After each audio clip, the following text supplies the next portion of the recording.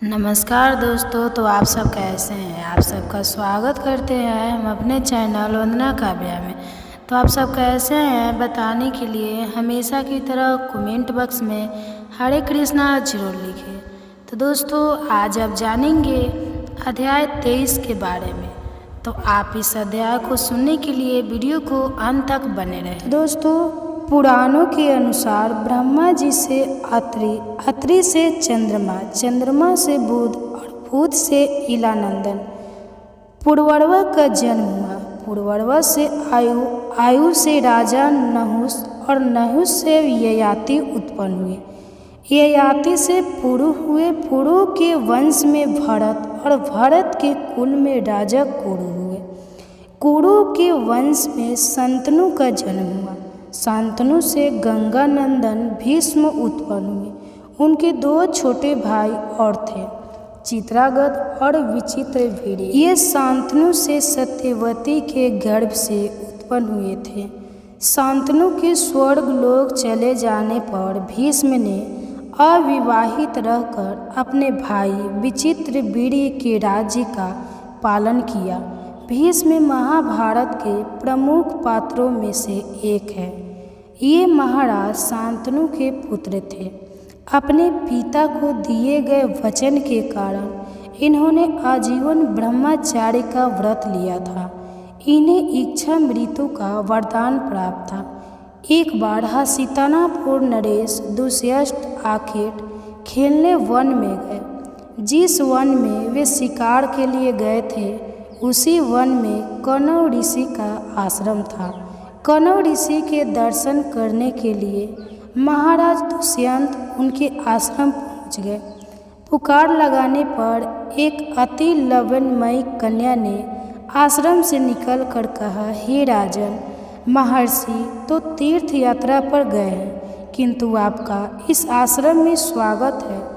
उस कन्या को देखकर महाराज दुष्यंत ने पूछा, बालिके आप कौन हैं? बालिका ने कहा, मेरा नाम शकुंतला है और मैं कण्व ऋषि की पुत्री हूँ। उस कन्या की बात सुनकर महाराज दुष्यंत आश्चर्यचकित होकर बोले, महर्षि तो आश्चर्यजन्य ब्रह्मचारी है, फिर आप उनकी पुत्री कैसे हुई? उनके इस प्रश्न के उत्तर में शकुंतला ने कहा, वास्तव में मेरे माता पिता मेनका और विश्वामित्र हैं। मेरी माता ने मेरे जन्म होते ही मुझे वन में छोड़ दिया था, जहाँ पर शकुंत नामक पक्षी ने मेरी रक्षा की, इसीलिए मेरा नाम शकुंतला पड़ा। उसके बाद कण्व ऋषि की दृष्टि मुझ पर पड़ी और वे मुझे अपने आश्रम में ले आए। उन्होंने ही मेरा भरण पोषण किया। जन्म देने वाला, पोषण करने वाला तथा अन्न देने वाला, ये तीनों ही पिता कहे जाते हैं। इस प्रकार कण्व ऋषि मेरे पिता हुए। शकुंतला के वचनों को सुनकर महाराज दुष्यंत ने कहा, शकुंतले तुम क्षत्रिय कन्या हो, यदि तुम्हें किसी प्रकार की आपत्ति न हो तो मैं तुमसे विवाह करना चाहता हूँ। शकुंतला भी महाराज दुष्यंत पर मोहित हो चुकी थी, अतः उसने अपनी स्वीकृति प्रदान कर ली। दोनों ने गंधर्व विवाह कर लिया। कुछ काल महाराज दुष्यंत ने शकुंतला के साथ विवाह करते हुए वन में ही व्यतीत किया। फिर एक दिन वे शकुंतला से बोले, प्रियतमे, मुझे अब अपना राज्य कार्य देखने के लिए हस्तिनापुर प्रस्थान करना होगा। महर्षि कर्ण के तीर्थ यात्रा से लौट आने पर मैं तुम्हें यहाँ से विदा कराकर अपने राजभवन में ले जाऊँगा। इतना कहकर महाराज ने शकुंतला को अपने प्रेम के प्रतीक के रूप में अपनी स्वर्ण मुद्रिका दी और हस्तिनापुर चले गए। एक दिन उसके आश्रम में दुर्वासा ऋषि पधारे। महाराज दुष्यंत के विरह में लीन होने के कारण शकुंतला को उनके आगमन का ज्ञान भी नहीं हुआ और उसने दुर्वासा ऋषि का यथोचित स्वागत सत्कार नहीं किया। दुर्वासा ऋषि ने इसे अपना अपमान समझा और क्रोधित होकर बोले, बालिके, मैं तुझे साफ देता हूँ कि तू जिस किसी के ध्यान में लीन होकर तूने मेरा निरादन किया है वह तुझे भूल जाएगा। दुर्वासा ऋषि के श्राप को सुनकर शकुंतला का ध्यान टूटा और वह उनके चरणों में गिरकर क्षमा प्रार्थना करने लगी। शकुंतला के क्षमा प्रार्थना से द्रवित होकर दुर्वासा ऋषि ने कहा, अच्छा, यदि तेरे पास उसका कोई प्रेम चिन्ह होगा तो उस चिन्ह को देख उसे तेरी स्मृति हो आएगी। महाराज दुष्यंत से विवाह से शकुंतला गर्भवती हो गई थी। कुछ काल पश्चात कणव ऋषि तीर्थ यात्रा से लौटे। तब शकुंतला ने उन्हें महाराज दुष्यंत के साथ अपने गंधर्व विवाह के विषय में बताया। इस पर महर्षि कणव ने कहा, पुत्री, विवाहित कन्या का पिता के घर में रहना उचित नहीं है। अब तेरे पति का घर ही तेरा घर है। इतना कहकर महर्षि ने शकुंतला को अपने शिष्यों के साथ हस्तिनापुर भिजवा दिया। मार्ग में एक सरोवर में आचमन करते समय महाराज दुष्यंत की दी हुई शकुंतला की अंगूठी, जो कि प्रेम चिन्ह थी, सरोवर में ही गिर गई। उस अंगूठी को एक मछली निगल गई। महाराज दुष्यंत के पास पहुंचकर कणव ऋषि के शिष्यों ने शकुंतला को उनके सामने खड़ी करके कहा, महाराज, शकुंतला आपकी पत्नी है, आप इसे स्वीकार करें। महाराज तो दुर्वासा ऋषि के श्राप के कारण शकुंतला को विस्मृत कर चुके थे, अतः उन्होंने शकुंतला को स्वीकार नहीं किया और उस पर कुलटा होने का लक्षण लगाने लगे।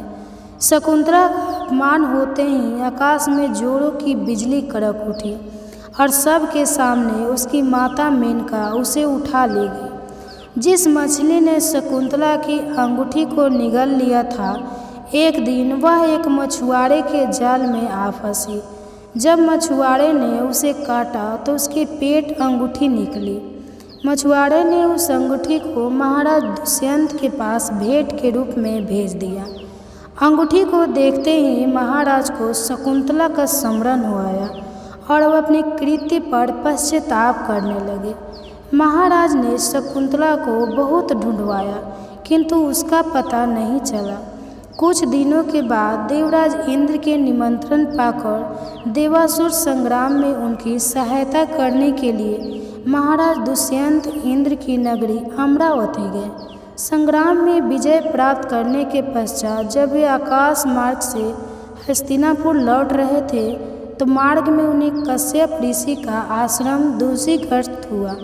उनके दर्शनों के लिए वहां रुक गए। आश्रम में एक सुंदर बालक एक भयंकर सिंह के साथ खेल रहा था। मेनका ने शकुंतला को कश्यप ऋषि के पास लाकर छोड़ा था तथा वह बालक शकुंतला का ही पुत्र था। उस बालक को देखकर महाराज के हृदय में प्रेम की भावना उमड़ पड़ी। वे उसे गोद में उठाने के लिए आगे बढ़े तो शकुंतला की सखी चिल्ला उठी, हे भद्र पुरुष, आप इस बालक को ना छुए, अन्यथा इसकी भुजा में बंधा काला डोरा सांप बनकर आपको डस लेगा। यह सुनकर भी दुष्यंत स्वयं को ना रोक सके और बालक को अपने गोद में उठा लिया। अब सखी ने आश्चर्य से देखा कि बालक की भुजा में बंधा काला गड्ढा पृथ्वी पर गिर गया है। सखी को ज्ञात था कि बालक को जब कभी भी उसका पिता अपने गोद में लेगा वह काला डोरा पृथ्वी पर गिर जाएगा। सखी ने प्रसन्न होकर समस्त वृत्तांत शकुंतला को सुनाया। शकुंतला महाराज दुष्यंत के पास आई। महाराज ने शकुंतला को पहचान लिया। उन्होंने अपने कृत्य के लिए शकुंतला से क्षमा प्रार्थना किया और कश्यप ऋषि की आज्ञा लेकर उसे अपने पुत्र सहित अपने साथ हस्तिनापुर ले आए। महाराज दुष्यंत और शकुंतला के उस पुत्र का नाम भरत था। बाद में वे भरत महान प्रांतीय सम्राट बने और उन्हीं के नाम पर हमारे देश का नाम भारतवर्ष हुआ। गौतम ऋषि के पुत्र का नाम शरद्वान था। उनका जन्म बाणों के साथ हुआ था। उन्हें वेदाभ्यास में जरा भी रुचि नहीं थी और धनु विद्या से उन्हें अत्यधिक लगाव था। वे धनु विद्या में इतने निपुण हो गए कि देवराज इंद्र उनसे भयभीत रहने लगे। इंद्र ने उन्हें साधना से डिगाने के लिए नामपदी नामक एक देव कन्या को उनके पास भेज दिया। उस देव कन्या के सौंदर्य के प्रभाव से कृप नामक बालक उत्पन्न हुआ और दूसरे भाग से कृपी नामक कन्या उत्पन्न हुई। कृप भी धनु विद्या में अपने पिता के समान ही परंगत हुए। भीष्म जी ने इन्हीं कृप को पांडवों और कौरवों की शिक्षा दीक्षा के लिए नियुक्त किया और वे कृपाचार्य के नाम से विख्यात हुए। कृपाचार्य के द्वारा पांडवों तथा कौरवों की प्रारंभिक शिक्षा समाप्त होने के पश्चात अस्त्र शस्त्रों की विशेष शिक्षा के लिए भीष्म जी ने द्रोण नामक आचार्य को नियुक्त किया। द्रोण के साथ प्रसत नामक राजा के पुत्र द्रुपद भी शिक्षा प्राप्त कर रहे थे तथा दोनों में प्रगाढ़ मैत्री हो गई। उन्हीं दिनों परशुराम अपनी समस्त संपत्तियों को ब्राह्मणों में दान करके महेंद्राचल पर्वत पर तप कर रहे थे।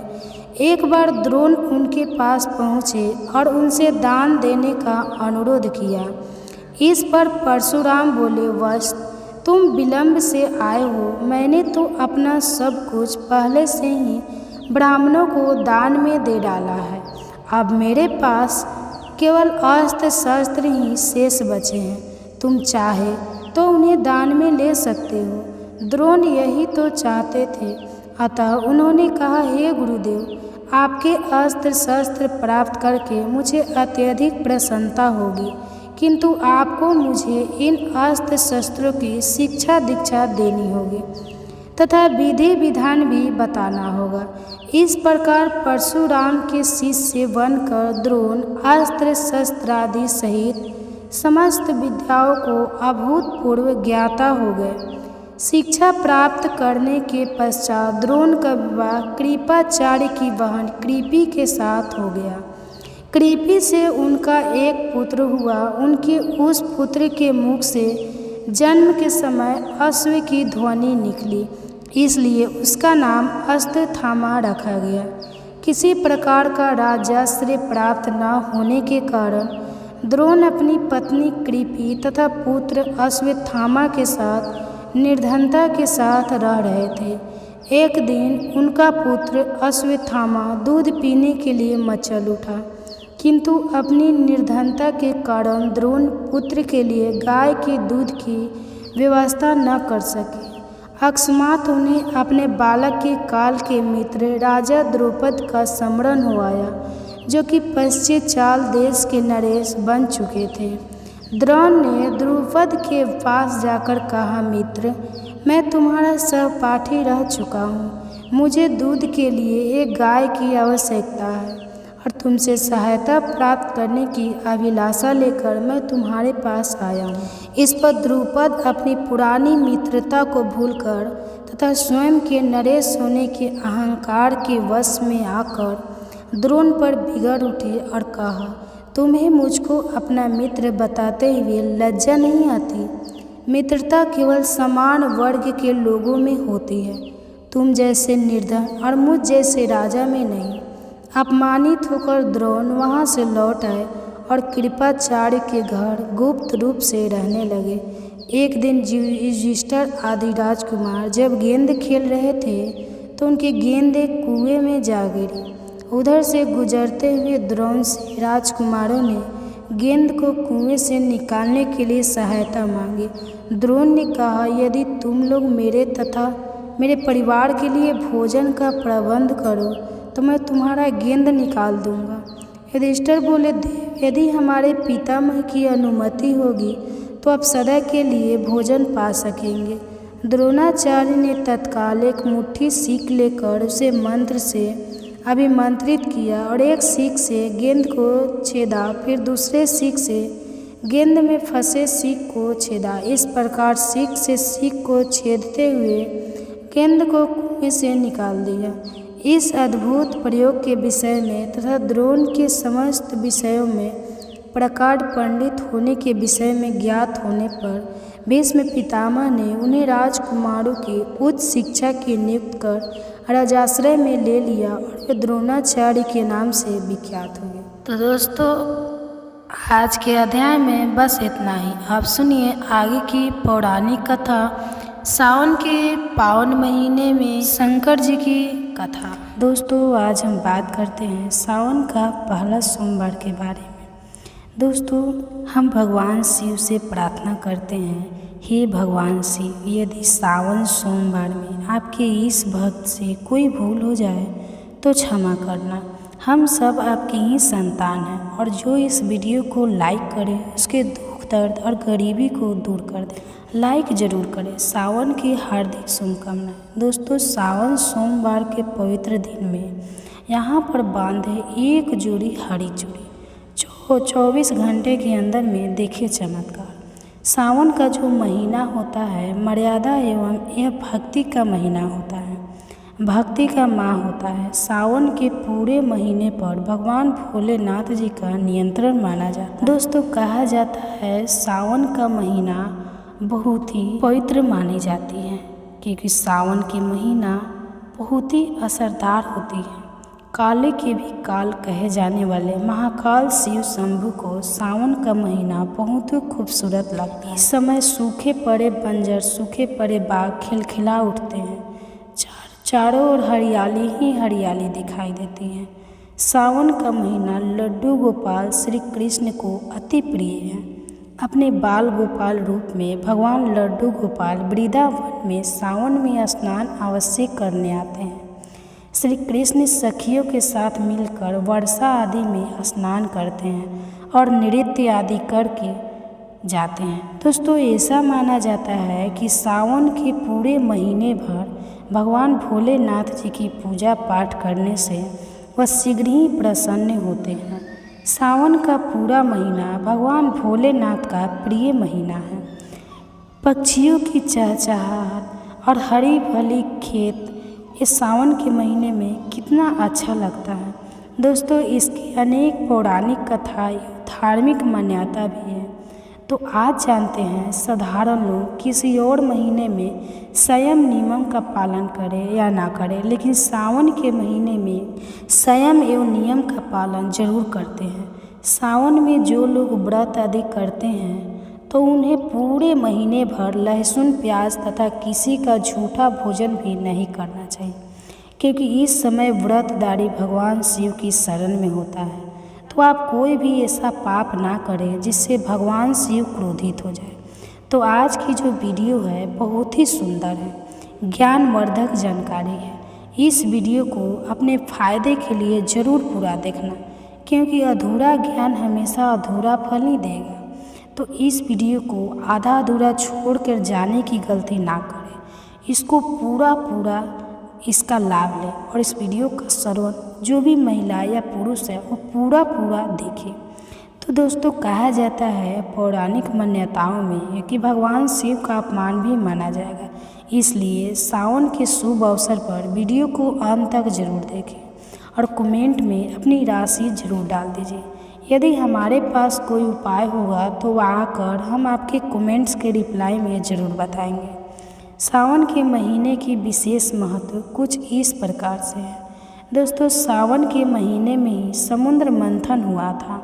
सावन के महीने में ही माता लक्ष्मी उत्पन्न हुई थी और माता लक्ष्मी को धन की देवी का दर्जा सावन के महीने में ही प्राप्त हुआ था।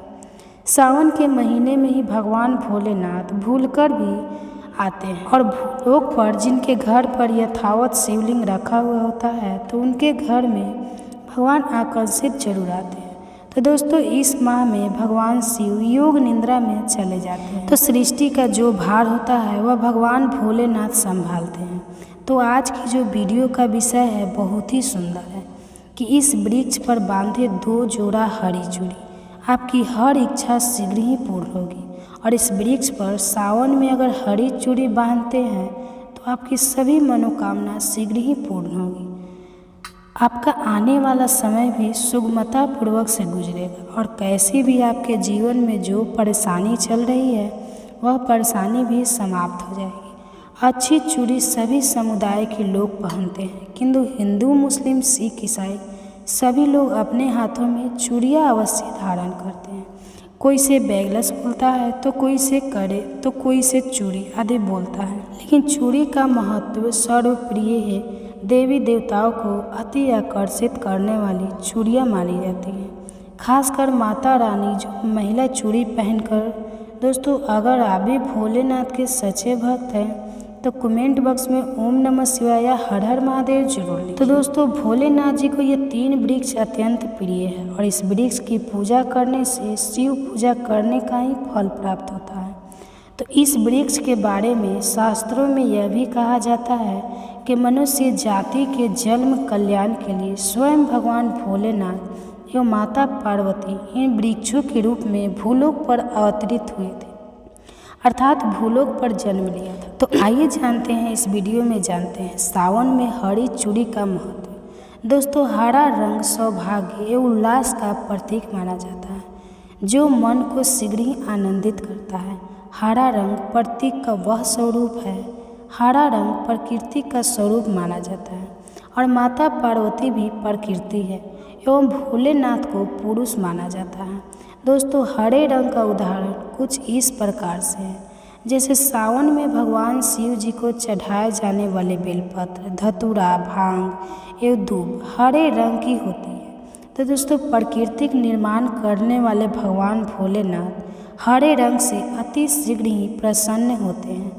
सावन में जो महिला हरे रंग की चूड़ी पहनती है, हरे वस्त्र धारण करती है, उन्हें अखंड सौभाग्य की प्राप्ति होती है। तो दोस्तों, इसलिए कहा जाता है कि जितनी भी माताएं बहनें हैं, उन्हें पूरे सावन के महीने में हरे रंग की चूड़ी जरूर पहननी चाहिए, हरे वस्त्र जरूर धारण करनी चाहिए। सावन के महीने में जो माताएं बहनें भगवान भोलेनाथ की पूजा करती है, शिव पूजा करती है, ऐसी माता बहनें को हरे रंग के वस्त्र धारण करने चाहिए और भूलकर भी सावन के महीने में नीले और काले वस्त्र किसी भी महिला को कदापि नहीं पहनना चाहिए। ऐसा माना जाता है कि इस रंग के कपड़े पहनने से महिला के पति पर कष्ट आते हैं और उनके पति की आयु कम हो जाती है। तो दोस्तों, इस वृक्ष पर किसी भी सावन सोमवार के दिन या सावन में किसी भी समय जरूर बांधे हरी चूड़ी, तो दुर्भाग्य आपका सौभाग्य में बदल जाएगा। तो आपके ऊपर परेशानी हो, गरीबी हो, कष्ट हो, कर्ज हो, तकलीफ हो, जीवन में जो परेशानी हो, वह सारी समस्याएं समाप्त हो जाएगी। तो दोस्तों, केवल एक ही सोमवार के दिन अगर आप यह उपाय करते हैं, हरी चूड़ी इस वृक्ष पर बांधते हैं, तो आपके जन्म जन्मांतर की गरीबी भी मिट जाती है और शीघ्र ही आपके एक ही सोमवार के दिन यह उपाय करने से मनोकामना पूर्ण होगी। तो दोस्तों, वह वृक्ष कौन से है, आइए जानते हैं। प्रथम वृक्ष है शमी का वृक्ष। शमी के वृक्ष के बारे में ध्यान से सुनिए। तो शमी का वृक्ष माता पार्वती का एवं भगवान भोलेनाथ जी का मिश्रित स्वरूप कहा जाता है। इसलिए दोस्तों, शमी के वृक्ष को उमा महेश्वर वृक्ष भी कहा जाता है। पूरे सावन भर शमी के वृक्ष पर माता पार्वती और भगवान भोलेनाथ जी का वास माना जाता है। सावन के महीने में गोदली बेला पर प्रदोष काल के समय, अर्थात दोस्तों जब ना ही दिन हो और ना ही रात, अर्थात संध्या काल के समय, तो इस वृक्ष को संध्या काल के समय में, गोधूली बेला में या फिर प्रदोष समय में इस वृक्ष को छूने से पाप, दोष, कष्ट और परेशानी केवल सावन के महीने में छूने मात्र से समाप्त हो जाती है। दोस्तों, सावन के पवित्र महीने में अगर शमी वृक्ष की जड़ पर कच्चा दूध डाला जाए तो भगवान शिव शीघ्र ही प्रसन्न होते हैं एवं माता पार्वती का ढेर सारा आशीर्वाद प्राप्त होता है। तो दोस्तों, शमी के वृक्ष का महत्व कुछ इस प्रकार से है। भगवान राम रावण पर आक्रमण करने से पूर्व भगवान राम ने शमी वृक्ष की पूजा की थी और पांडवों ने अपने दिव्य हथियार भी शमी के वृक्ष के नीचे में दबाए थे। शमी का वृक्ष जिस घर में लगा होता है, उस घर का कल्याण हो जाता है और उस घर में सभी प्रकार के भौतिक सुख वास माना जाता है। तो दोस्तों, सावन के किसी भी सोमवार के दिन शमी वृक्ष पर उमा महेश्वर का ध्यान करते हुए 2 जोड़ी हरी चूड़ी एवं हरे रंग का रिबन जरूर बांधना चाहिए या फिर हरे कलर का जो भी आपको श्रृंगार आदि मिल जाए वह आपको जरूर बांधना चाहिए, जैसे कि हरे रंग की मेहंदी, हरे रंग की बिंदी आदि या हरी चूड़ियाँ जरूर बांधनी चाहिए। दोस्तों कैसी भी आपकी मनोकामना हो वह एक ही बार में पूर्ण हो जाएगी, क्योंकि इस खास समय पर यानी सावन के समय में भगवान शिव खास तौर पर वास करने आते हैं धरती पर और शमी के वृक्ष में अस्थायी रूप से वास करते हैं। शमी का वृक्ष छूने मात्र से आपकी मनोकामना शीघ्र ही पूर्ण हो जाएगी। पूरे सावन भर अगर शमी के पत्ते भोलेनाथ जी को उनकी पूजा में चढ़ाते हैं तो उससे अष्टल लक्ष्मी आपके घर में वास करती है। कहा जाता है कि आपके घर में कैसी भी गरीबी हो, दरिद्रता हो, दुख हो, परेशानी हो, गरीबी हो, बीमारी हो, सब समाप्त हो जाती है और पूर्ण रूप से आपके घर में भौतिक सुख आकर के निवास करने लगते हैं। दोस्तों दूसरा वृक्ष है धतूरे का वृक्ष। धतूरे का वृक्ष भगवान भोलेनाथ के उग्र रूप काल भैरव के अंश से उत्पन्न हुआ है। ऐसी मान्यता है कि शिवलिंग पर धतूरे के पत्ते या पुष्प फल चढ़ाने से राहु केतु एवं शनि के कुप्रभाव समाप्त होते हैं। धतूरे के वृक्ष पर सावन के किसी भी सोमवार के दिन अगर 2 जोड़ी हरी चूड़ी बांधे तो शत्रुओं से छुटकारा मिलता है एवं शत्रुओं का सर्वनाश होता है।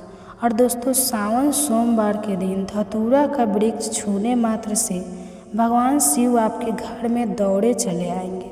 तो दोस्तों अगर सावन के किसी भी शनिवार के दिन धतूरा के वृक्ष पर बाबा काल भैरव का ध्यान करते हुए हरी चूड़ी अगर बांधी जाए तो घर में भूत प्रेत पदाएँ सब नष्ट हो जाती हैं, भस्म हो जाती है।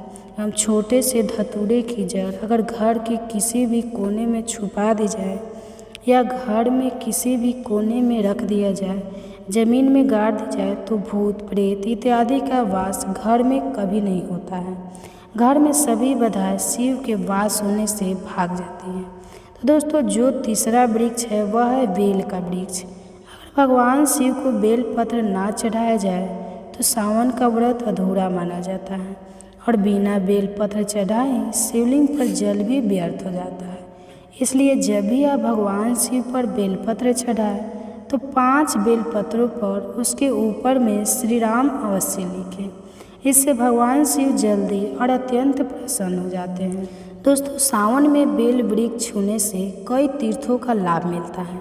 सावन में इस वृक्ष को क्यों छूना जरूरी है तो आइए जानते हैं बेल वृक्ष की महिमा को। बेल का वृक्ष में आप लोगों को कई बार कई कथा में बता चुका हूँ कि यह जो बेल का वृक्ष है माता पार्वती के स्वरूप कहा गया है। तो यह वृक्ष माता पार्वती के पसीने से उत्पन्न हुआ है। शंकर पुराण में बहुत ही स्पष्ट तरीके से बताया गया है। तो इसके पत्ते में शिव और डाली में पार्वती, जड़ में ब्रह्मा और तन में विष्णु जी स्वयं रहते हैं। तो संध्या काल में ऐसा माना जाता है कि शिव मंदिर के समीप में जो बेल के वृक्ष है इसके नीचे में अगर कोई भी व्यक्ति सावन के में शाम के समय, वैसे तो इसे डेली जलाना चाहिए, लेकिन अगर सावन के पावन दिनों में शाम के समय अगर भगवान शंकर जी का कोई भी शिव मंदिर है तो उसके किनार में जो कोई बेल का वृक्ष हो वहाँ पर बिल्कुल आप एक घी का दीपक जला दीजिए। इसे बहुत ही उत्तम कहा गया है। वैसे अगर आप घी का दीपक जलाते हैं तो आपको धन गुण एवं परम शिव भक्त की प्राप्ति होती है। तो दोस्तों इस वृक्ष को छूने से पाप तत्काल नष्ट हो जाते हैं। कैसा भी आपके जीवन में पाप हो दूर हो जाता है। तो आपको करना क्या है, देखिए जो बेल का वृक्ष है इसे बहुत ही उत्तम कहा गया है। माता लक्ष्मी को भी बेल के वृक्ष का अवतार लेना पड़ा था। एक कथा के अनुसार इसके बारे में मैं एक कथा भी बता दूंगा कि क्यों माता लक्ष्मी को बेल के रूप में बेल के वृक्ष में अवतरित होना पड़ा था। मैं इसके बारे में भी एक कथा भी आपको बता दूंगा, वो भी मैं आपको बताकर अपने चैनल पे अपलोड करूंगा। आप अपने चैनल हमारे चैनल पे जा कर के चेक कर लीजिएगा, वो भी कथा आपको 2-4 दिन में अपलोड करके बताऊंगा। तो दोस्तों अब चलते हैं आपको सावन के पवित्र दिनों में बेल के वृक्ष के नीचे हो सके तो घी का दीपक जरूर जलाना। घी का दीपक बहुत ही उत्तम कहा गया है। अन्य वृक्षों को जैसे आपने माखन चढ़ाया, बतासे का भोग लगाया, बेल के वृक्ष को माता पार्वती तथा शंकर भगवान का स्वरूप ही कहेंगे। बेल के वृक्ष की जो जड़ होती है इसमें जो मूल भाग होते हैं इसमें समस्त तीर्थ आकर के निवास करते हैं। इसलिए सावन के महीने में कहा जाता है जो लोग अगर तीर्थ धाम नहीं जा सकते, तीर्थों के दर्शन नहीं कर पाते, तो ऐसे व्यक्ति बेल वृक्ष के नीचे में 1 महीने तक घी का दीपक जला लेते हैं। तो संपूर्ण जितने भी तीर्थ होते हैं, इसके घूमने का बराबर पुण्य की प्राप्ति होती है। मैं इसलिए सारी जानकारी, गुप्त रहस्य जानकारी बताती हूँ, जिससे आप सभी दर्शनों को कल्याण हो दोस्तों की बिल्कुल ही आध्यात्मिक उन्नति हो। देखिए दोस्तों, कहा जाता है कि जो भी आपको ज्ञान है अगर दूसरे को मिल जाए तो भगवान अति प्रसन्न होते हैं। इसलिए आपको जो भी फायदा हो रहा है इससे, मैं उसको दूसरे के साथ भी शेयर करती हूँ।